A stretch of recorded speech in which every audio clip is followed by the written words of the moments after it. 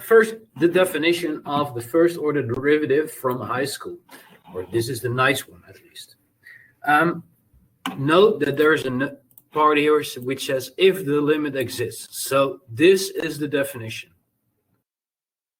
If the limit exists. This should be familiar, and basically what you do is you take a value x, do a small step, look at the function value, subtract the current function value and divide by the step you took, and then you take smaller steps and smaller steps. Well, something similar we can do too in numerical analysis if you don't have all information. So we're going to look at an example. So here is a function. So let's say we know the function at this stage. Then I can look at this point, which has coordinate x, and we can calculate the slope. So this is the exact slope. So now assume that instead of knowing the function, we just know two values. So let's say we only know these two values of the function f. We can approximate this function like this, which is a first degree Lagrange interpolation polynomial. And then we can find the derivative using the functions. But we don't know the exact slope. We want to approximate the exact slope.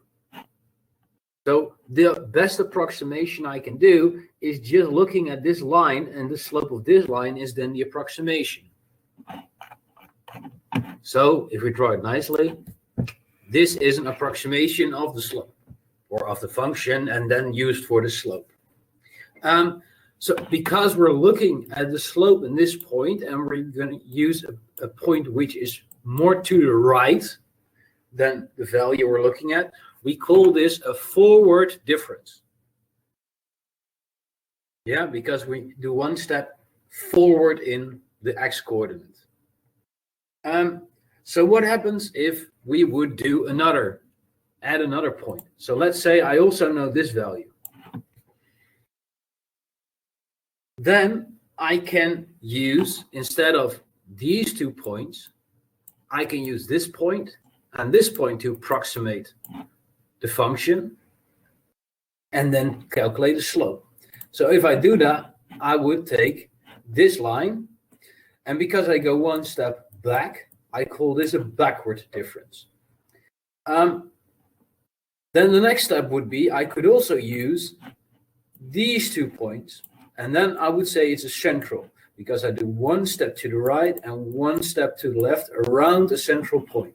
And this is indeed relative to the point you chose in the beginning, or the point where you're interested in the slope. And indeed, Stein, in this case, the central looks better. In a lot of cases it is, but not always. Okay, so now the idea is clear. You can use several values, several combinations to get an approximation of the slope of a function. So now let's go to the definitions of the slopes. So here we go. So let's say we have a function which has at least a derivative. That's the one up there. And then you can approximate f prime x, so the derivative in the value x, using the forward difference, where you just take the part within the limit we saw in the beginning, and then take the difference divided by the step you do. Yeah, so this is the forward difference. So if I would say, okay, I'm going to use the point before x, I would use a backward difference, and that means I would get this formula. So I take the value in the point I'm interested in, and I take one value in the point one step to the left, and then again divide by the step I took. So I can do the same for the central difference. Then I use just this value and this value. And if I do that, I have to divide by some step. What's the size of the step if I use just these two values? It is indeed 2h.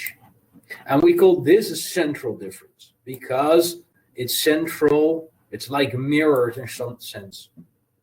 Yeah, it's in balance around the point of interest.